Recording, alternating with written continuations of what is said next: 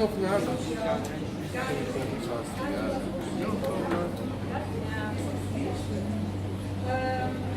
Irei apresentar o livro O Transplante de Coração com fotografias do nosso fotógrafo João Palmeira e também o Janos, que fez a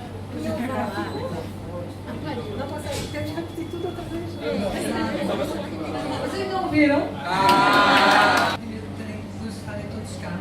Isso foi muito bom para nós. E também para recebermos aqui o Dr. Walter Cavalcante, que vem apresentar o livro O Transplante do Coração, Caminho para a Vida.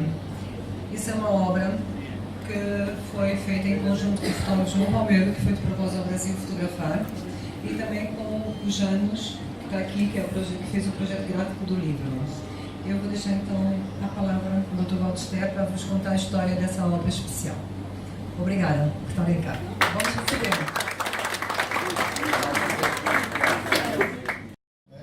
Contando a história das cardiopatias congênitas. Por meio dele a gente conheceu o Janos.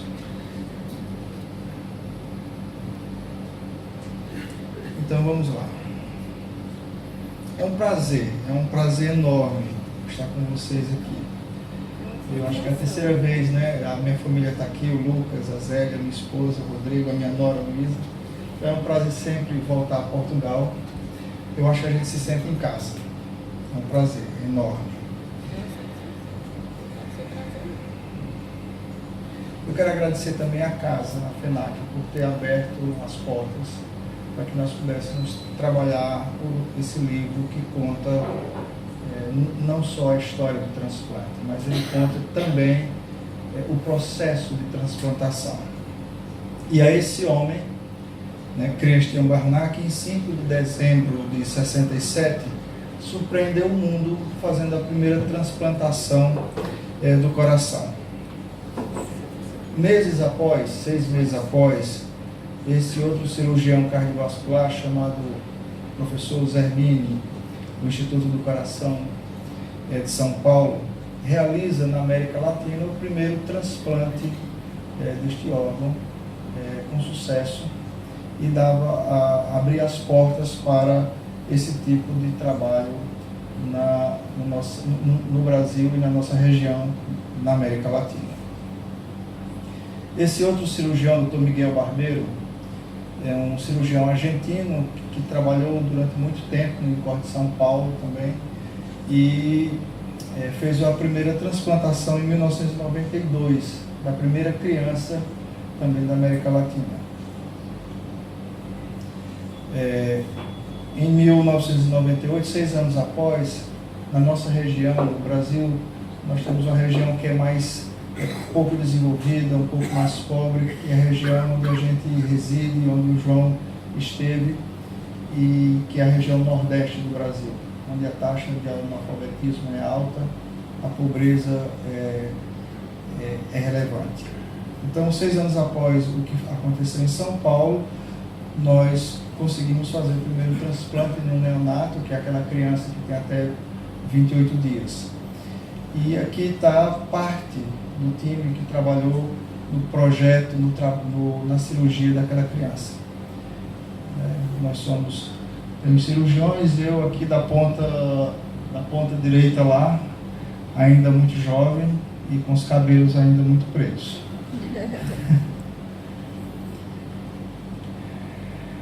A insuficiência cardíaca, que é aquela doença que acomete o coração, que tem ou por um déficit anatômico ou funcional, que afeta 23 milhões de pessoas no mundo.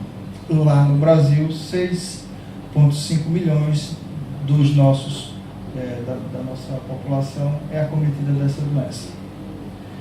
Aqueles em classe funcional avançada, e a gente classifica do ponto de vista médico em 1, 2, 3, 4, quer dizer, quando a gente tem uma classe funcional elevada, exige hospitalizações em pelo menos 30% desses casos.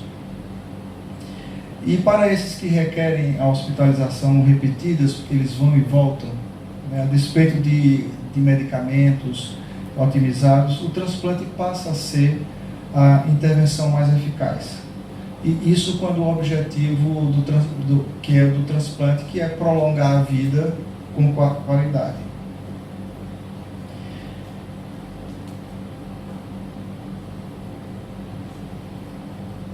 Esse foi o primeiro livro que nós fizemos com o João, que chama de Nascença.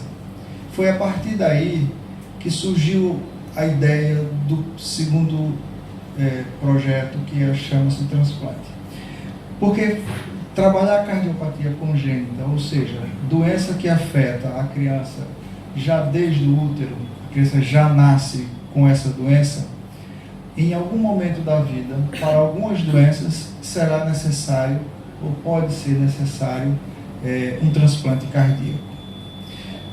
Nesta obra primeira, o transplante cardíaco foi colocado de uma forma de passagem, com uma possibilidade do tratamento. Então, e ficou guardado e ficou reservado para uma obra seguinte, imagens que foram aproveitadas e que deram o ponto de partida para a obra que os senhores estão vendo aqui. Aqui é o João Palmeiro em ação, né? Isso é o interior do Ceará, seco, né? Onde essas famílias e essas crianças vivem.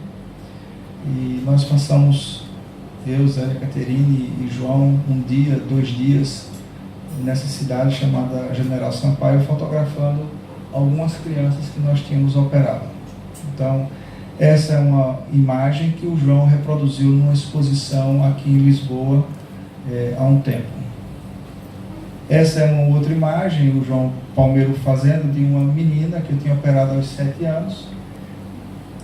E com 13, 14 anos, essa menina engravida, tem esse filho, e nós acompanhamos, eu e João, acompanhamos o parto dessa menina no hospital, e esse menino que ela teve, ele é uma criança absolutamente normal. Então, tratar a cardiopatia congênita transforma isso numa criança absolutamente normal, que pode ser um cidadão e uma mãe. E uma passagem interessante, que estávamos na maternidade, a menina, a mãe da menina e 2, né, e achavam que ou eu era o pai, ou ele era o avô, ou vice-versa, né, mas não entendiam o que é que 2 pessoas faziam ali, né, acompanhando uma menina que vinha do interior. Então isso também está documentado no primeiro livro e é uma coisa muito interessante. Essa é uma outra fotografia do primeiro livro, né? Eu acredito que tenha sido Caterine que fez essa foto. E essa criança estava em pós-operatório de cirurgia de uma tetralogia de Fallot, que é uma doença que a criança nasce roxa. E aqui o João fazendo essas imagens e a transferência desse olhar dessa criança no livro, isso fica muito forte. O João é capaz de captar esses momentos de forma sutil, delicada e passar tudo isso para o livro. E o livro, o Transplante do Coração, mal saía o livro de Nascença e a gente ficava a olhar o livro, a achar defeitos, né? É assim que a gente faz, a achar defeitos e a programar outras coisas enquanto vamos fazer. Então, já naquele momento da publicação do primeiro livro, da primeira obra, nós sentávamos na varanda da casa do João, que naquele momento era meu vizinho, e já planejávamos o transplante de coração como uma obra fotográfica e por escrito. A escrita desse livro é uma escrita que se distancia um pouco do que é a escrita médica, né? A escrita médica torna-se enjoativa por termos técnicos e de um alcance mais difícil, né? Pela parte técnica de que você trata a palavra escrita. Tá? A opção pelo transplante não inscreve o paciente na fila por um novo coração. vai além da necessidade clínica e da necessidade ou a disposição de submeter-se ao procedimento. São exigidos a esses pacientes alguns atributos psicológicos e sociais que se julgam, por experiência, né, por publicações relevantes a uma evolução satisfatória do transplante.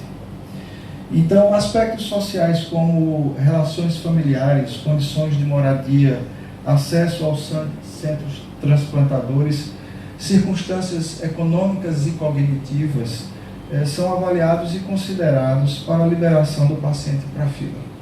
Então, não bastasse uma doença, o paciente tem que preencher alguns requisitos que se julga importante. E a espera desses pacientes, que pode se dar no hospital ou em casa, e no hospital, na dependência da gravidade, nas enfermarias ou dentro das UTIs, levam o paciente a um contínuo de cuidados e que estão em certas intervenções com repercussões, essas sim também com repercussões psicológicas e socioeconômicas.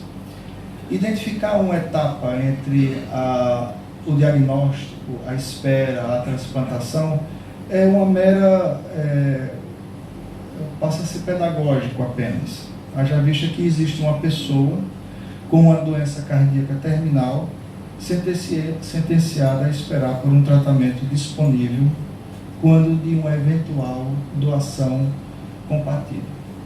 Se os senhores prestarem um pouco atenção, a gente tem uma doença terminal, a gente tem uma eventual doação que tem que ser compatível, ou seja, são muitos detalhes para que se chegue a termo uma transplantação. A finitude passa a ser real e a proximidade dessa finitude é sentida pela incapacidade de suplantar os esforços ordinários. E passa na cabeça desses pacientes se haverá reserva até o transplante, o estado será o bastante para a operação. São apreensões que ocupam os pensamentos em dias monótonos e noites de solitude. Para fazer uma observação para essa imagem do João Palmeiro, essa é uma criança que tinha uma falência cardíaca e ela tinha apenas um pulmão. E a condição de moradia dessa criança é uma condição precária. Haja visto que essa cena que está por trás fica a mais ou menos 20 metros da residência. É um depósito de lixo onde as condições são precárias. E o que nós precisamos para que essa criança fique bem é uma condição de higienização, uma condição de moradia adequada. Se nós procurarmos todos os detalhes, como manda o livro, a gente pouco poderia transplantar no Brasil.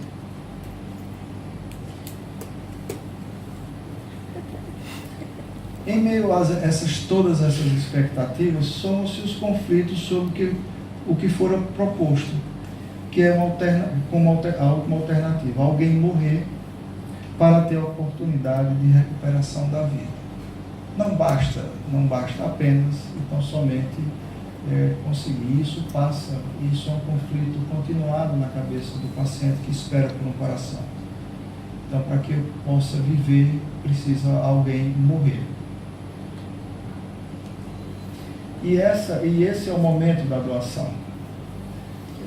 Nós fizemos o lançamento, fizemos a exposição do João Palmeiro há uma semana, encerra hoje no Brasil a exposição dele na Assembleia Legislativa. Chama-se Assembleia Legislativa aqui, onde ficam os deputados. É assim, né? E ele concluiu já a exposição do João Palmeiro. E eu encontrei com ele, ele mandou um abraço para o João e me referiu à maneira pela qual o João fotografou, fez essa imagem, que vocês vão ver mais para adiante. Mas voltando à doação, a doação então passa a ser a ponte entre uma pessoa com morte encefálica e um coração normal, e outra viva com um coração em falência. E para que os senhores entendam, a gente tem aí pouco tempo entre a perda completa, né, a falência também cardíaca do paciente com morte encefálica, para aproveitamento do coração. Assim passa a ser o primeiro desafio para a realização do transplante, havendo, de modo geral, um desnível entre o número de órgãos à disposição relativamente ao total de pessoas inscritas na lista de espera. Hoje, no nosso hospital, que é o Hospital de Messejana, é um hospital público do Estado, nós temos 14 pacientes na fila de espera, dentre os quais 4 crianças. E as doações para crianças são doações mais complicadas, porque nós precisamos ter, além da compatibilidade sanguínea do sistema BO, nós precisamos ter peso adequados. Então, a criança, como há uma variação de peso muito grande, crianças de 3 quilos até um peso de adulto para um adolescente, então você precisa dessa variação muito grande. Por isso que é tão importante a obra, por isso que é tão importante que se divulgue, porque nós precisamos de órgãos, e muitas vezes esses órgãos se perdem por falta de conhecimento da sociedade do que é possível fazer, né, com um ente que se perde, o que é possível fazer para salvar algumas vidas.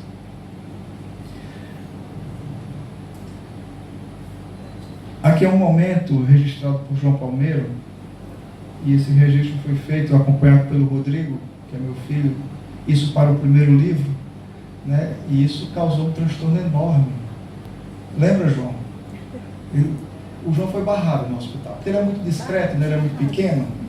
Barrado quer dizer impedido de fotografar. Ele é muito discreto, então ele não chama a atenção de ninguém. Então ele chegou lá com esse tamanho todo, com a bolsa, e liga a diretora da central de transplantes. Vou deixar isso? Não pode. Como é que você libera o fotógrafo para fazer isso? Não esqueça isso, deixe esse homem fotografar. Ele já esteve na guerra, não sei da onde. Eu inventei uma história. Eu já inventei aí uma história, e eu prometo a você, que nenhuma fotografia vai sair para publicação sem a sua autorização. Porque realmente essas imagens são fortes. Aqui é uma doação de fígado, rim e coração. Os senhores veem para cima o Dr. Fernando retirando um órgão e aqui para baixo retirando o fígado. E é realmente forte, e isso depois teve que ter autorização da Secretaria de Saúde do Estado para a liberação dessas imagens, porque, e como a gente não vê a imagem da pessoa, isso pode ser feito.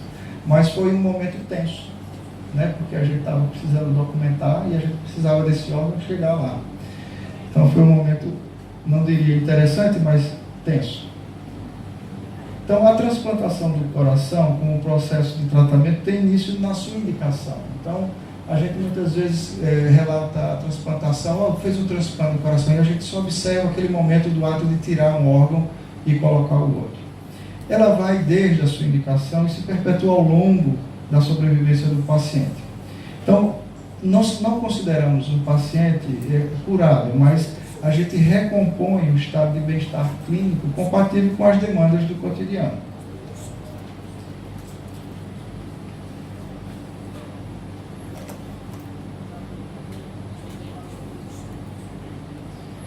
Aqui é uma imagem do paciente, do órgão, do coração, sendo retirado e entregue para o instrumentador.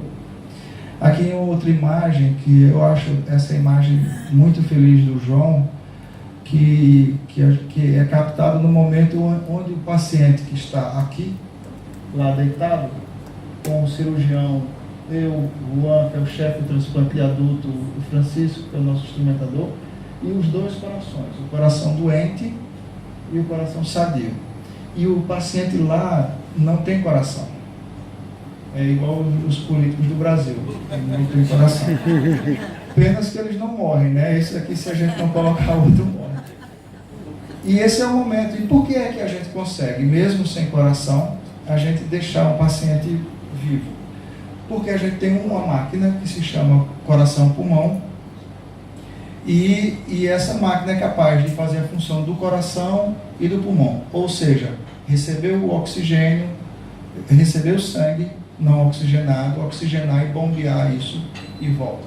E essa máquina que a gente chama de circulação extracorpórea, ela é capaz de manter a vitalidade dos outros órgãos durante o período que você faz todas as suturas e volta com o coração a bater. Esse é parte do grupo do hospital. O hospital se chama Hospital de Messejana Dr. Carlos Alberto Studuti Gomes. Aqui nós temos os outros autores, o Dr. Juan Merria, que é o chefe cirúrgico da parte de adulto, eu que sou responsável pela parte da cirurgia pediátrica, o Dr. João Davi, que é o coordenador da parte clínica, a doutora Clébia, que é a coordenadora clínica da parte de transplante pediátrico. Mas aqui estão, é um universo de psicólogos, fisioterapeutas, enfermeiros, né, e outros tantos, que sem essas pessoas, sem o trabalho de todas essas pessoas, se torna impossível você fazer 2 cirurgias simultâneas em ambientes absolutamente distantes, muitas vezes até precisando de avião para o transporte, e que depois esse paciente fica sob os cuidados da equipe indefinidamente. A maioria desses pacientes, quando transplantados, eles passam por um período de hospitalização agudo, um processo agudo de recuperação, mas que depois eles têm uma vida próxima do normal. Essa é uma criança que nasceu com uma cardiopatia complexa, essa criança da frente, a de trás é a irmã gêmea dela, e foi tirado meses após o transplante de coração dessa criança, para ver o grau de vitalidade que essas crianças têm, ou que esses pacientes têm depois do transplante. E esse é um outro caso de um paciente que foi cuidado por uma enfermeira, que é a atual sua esposa. Eles casaram-se após o transplante, ela esperou realmente ele ficar capaz de ter amor na sua plenitude, tanto é que nasceu um filho esse garotinho. E outras crianças que o João Palmeiro teve a felicidade de visitar. Eu acho que ele guarda na memória dele recordações lindas, né? Porque ele interage com essas famílias.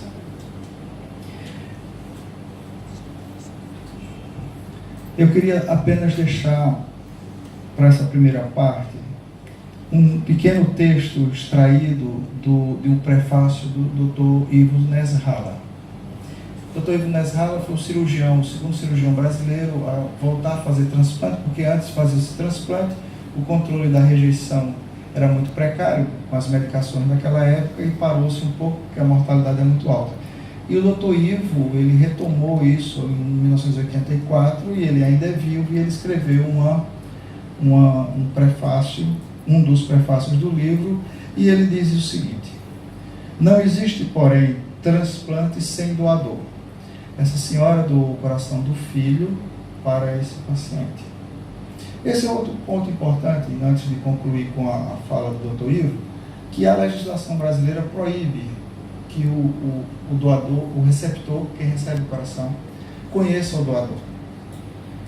E esse era um momento muito tenso, não é, João? Para que nós trabalhássemos, porque a gente até achou, o João achou, né, que não tem que achar nada, que o fotógrafo é ele, mas eu passava para ele a preocupação de que nós não poderíamos colocar a imagem explícita do jeito que está aqui. Porque não há como suportar juridicamente esse tipo, porque as nossas portarias não permitem, nossas normas. E aí ele tinha toda uma estratégia para fazer isso, mas quando a gente foi indagar lá do hospital, nós vimos que alguns pacientes já conheciam as famílias e tinham uma relação de amizade, essa coisa toda. E aí a gente pediu autorização de novo ao governo para poder isso ser autorizado, e isso já era conhecimento público em Facebook e outras coisas tantas. Então a gente relaxou um pouco do ponto de vista fotográfico, mas era tensa. Eu percebi o João muito tenso nesse momento da coisa, porque mexia não apenas com a emoção de quem recebeu. Ali envolvia as emoções dos dois, do paciente que doa e do paciente, da família que doa e do paciente que recebe.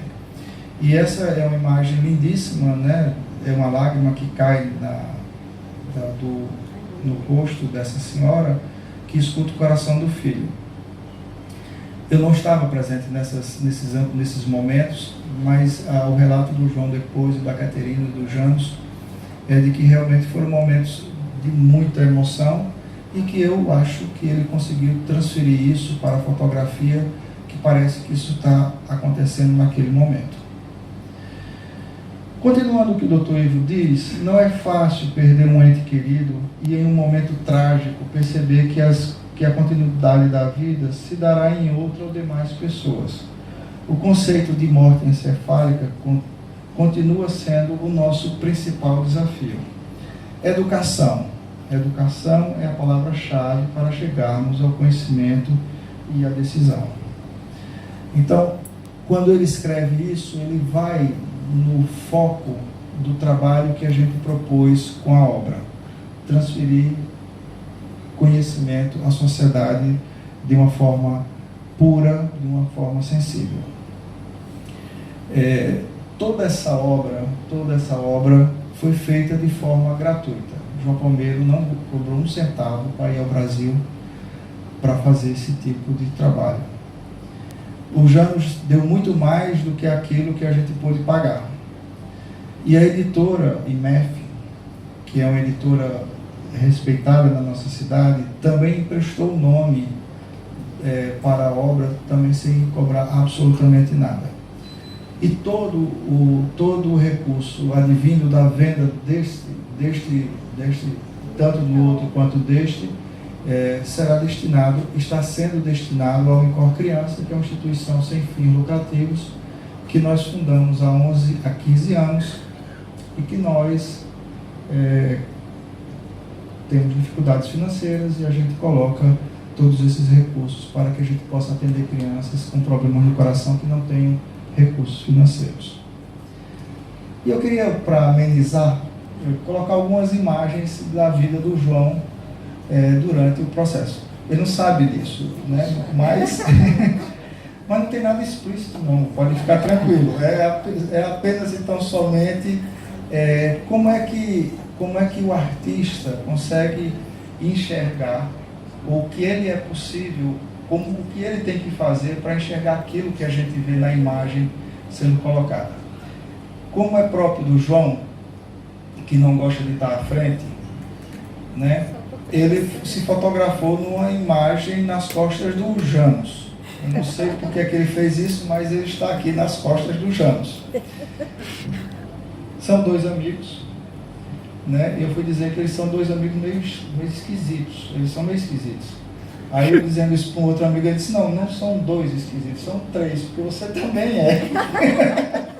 Você também é. Essa é uma imagem na casa de uma criança, que é a capa do livro. O Afonso Harrison é a capa do livro, que está aqui atrás. Não foi transplantado ainda e pede todas as vezes que encontra comigo quando é que eu vou operá-lo. E eu transplantar, eu digo, quando aparecer um doador compatível com você, né? E esse menino já tem muito tempo de espera e ele precisa realmente de um coração com curto espaço de tempo, senão a gente vai perdê-lo.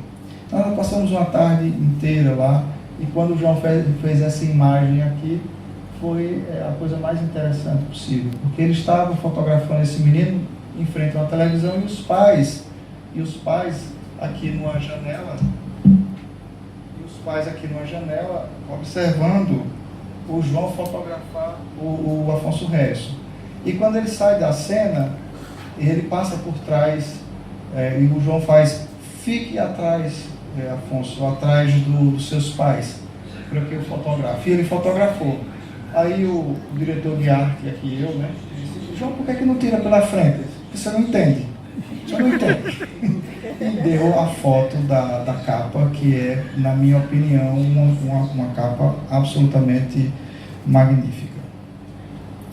O João também foi às dunas. Fortaleza é uma cidade muito bonita, de uma beleza natural muito bonita, onde nós temos um belo mar e dunas. E essa é uma paciente que foi transplantada e hoje ela está tão bem que ela faz rally nesses carros maiores. E o João foi por aí. João também frequentou o hospital, ele e o Janos com toda essa capacidade dele de adaptar-se ao meio ambiente, né, Janos? E eles dois aqui se preparando para encontrar um paciente que tinha sido transplantado 2 dias antes. E esse é o espaço que não é tão grande, né? Médicos conversando com o paciente, e o João imprensado aqui numa parede. Então ele capta uma imagem que vocês vão ver no livro e que estavam passando anteriormente, mas os espaços são muito pequenos, onde a luz também é muito difícil, e depois que você vê o resultado, você se surpreende quando você vê por onde é que o João passeou para conseguir essas imagens. Aqueles pacientes do casamento, que ele casou com a enfermeira, que agora tem um filho, nós promovemos um outro casamento para eles, né? Então, Caterine já estava nesse momento nos ajudando nessa obra, e ela alugou o vestido de noiva, alugou o vestido, a roupa do noivo, e também vestiu o filho, e eles resolveram fotografá-los no centro da cidade. Então, é toda uma logística, e aqui você está vendo o João e o Janos e a Caterina no centro da cidade de Fortaleza, trabalhando com a observação lá dos motoristas no centro da cidade. Essa é a imagem que eu falei daquele paciente que recebe o coração do filho daquela senhora, e que ele disse que, olha, dá um abraço no João, ele fez essa foto aqui deitado no chão. E está aí a imagem do João, para conseguir aquela imagem que vocês viram anteriormente. E depois de tudo isso, chegava no final da tarde, e o João sentava-se com o Janos para editar todas as fotos, fazer o tratamento das fotos, e isso em um mês. O João chegou um dia, 30 dias após, o livro estava todo fotografado, com a editoração toda feita, e a gente ficou mais um ano à busca de recursos para poder imprimir. Mas o trabalho do João foi feito em um mês.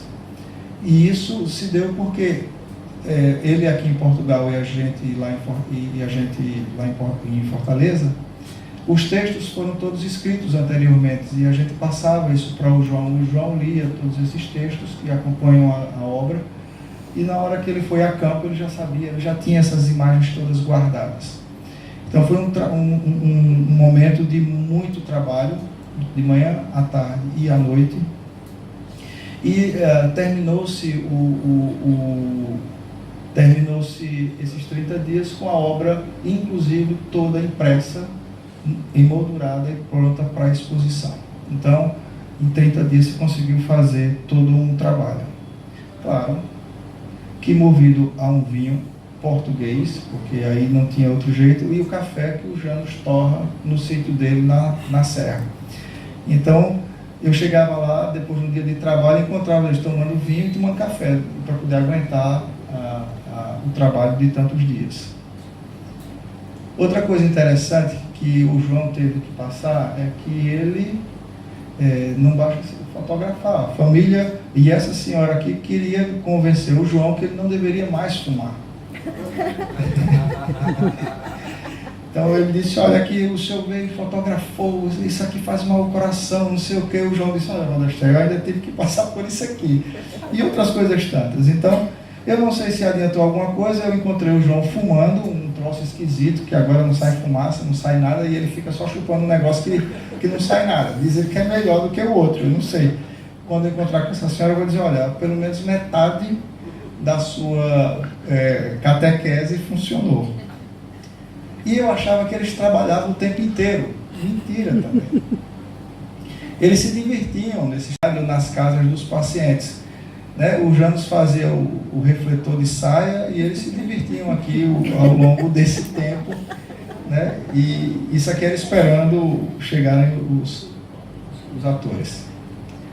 E acabavam muitas vezes esses dias, a gente jantava com as famílias, regado também a cerveja e a vinho. Aqui é uma outra imagem, num ambiente lá de um restaurante de um amigo, e Estava a minha esposa, a minha nora, o meu filho, o outro viajando, o Lucas, que está aqui hoje, e o João e a Caterine. São momentos que a gente vai guardar para o resto das nossas vidas, porque além do trabalho e da obra, isso ficou uma amizade eterna. Caterine também dançou muito. Cadê Caterine? Caterine, esse é um paciente que é um cantor brega, não sei se existe esse termo aqui, brega. Como é que diz, João? Cantor brega. Cantor... Hã? Pimba. Lá é outra coisa. Pimba é outra coisa lá, e a gente não deve nem repetir, né, André? Mas esse cantor brega, eu acho que ele tomou tanto álcool, tanta aguardente, que destruiu o coração dele. E ele transplantou, ele ficou bem, e eles foram até a casa do nosso amigo, e foi um momento também empolgante, onde Caterine também dançou com ele bastante. Então, isso é um trabalho que o sociólogo gosta, que é aquele trabalho que você não chega lá e fotografa, né? Você se insere dentro do cotidiano das pessoas para que entenda o que passa cada pessoa. E eles fizeram isso de uma maneira muito interessante. E era nesse estado que o João chegava no final do dia, né?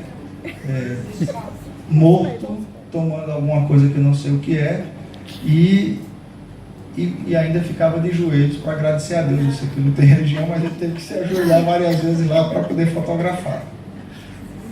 Para concluir, meus amigos, esse livro chegou às nossas mãos no dia 7 de março de 2017, na casa do Janos, e essa é a imagem que Janos passa, né, de um filho que nasce, e já nesse momento, nesse mesmo dia, a gente já trocava algumas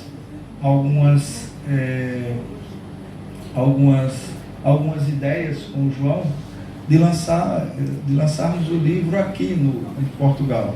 Então, nessa mesma hora que estava chegando o livro, nós já estávamos planejando isso aqui, porque eu acho que é de muita importância que um filho como o João, que é ilustre, que todo mundo conhece o trabalho, que ele traga para o país dele uma obra que ele fez lá no Brasil e que tem uma importância muito grande para os nossos pacientes. Esse livro foi lançado no dia 9 de abril de 2018, na Assembleia Legislativa, da Casa, que a gente chama do Povo, embora quem lá trabalhe não pense tanto em nós, mas foi lá que foi lançado. Esse é o deputado, um amigo médico, que fez uma solenidade muito bonita, e foi lançado o livro agora em abril de 2018. E ao longo desse mês, do último mês, nós tivemos a oportunidade de lançarmos o livro durante o Congresso Brasileiro de Cirurgia Cardíaca, que aconteceu em abril. E essa imagem dali é o Dr. Peter Zilla, que ele é o diretor do hospital onde foi feito o primeiro transplante na cidade do Cabo. Ele esteve conosco no lançamento do livro, recebeu um exemplar. Lá em cima, com o livro na mão, é a nossa vice-governadora, uma educadora que nos recebeu junto com um grupo de professores americanos que todos os anos nos visitam. E aqui na Colômbia, durante um congresso de assistência circulatória de coração artificial, onde o Dr. Juan entrega a obra para o professor. A exposição que se encerra hoje, né, leva o nome do João Palmeiro. Também foi realizada na Assembleia Legislativa, e todos esses eventos com uma repercussão muito grande na mídia. E não adianta a gente fazer uma obra dessa se a gente não passa para o conhecimento de todos, né? Se o foco é a educação. Aqui são imagens da exposição, e eu quero deixar aqui para vocês um muito obrigado, mas um muito obrigado de coração a Caterine, ao João Palmeiro, por essa obra que ele entrega ao povo brasileiro, para que a gente possa divulgar o transplante cardíaco, que a gente possa educar a nossa população no que é doar e por que doar. Muito obrigado.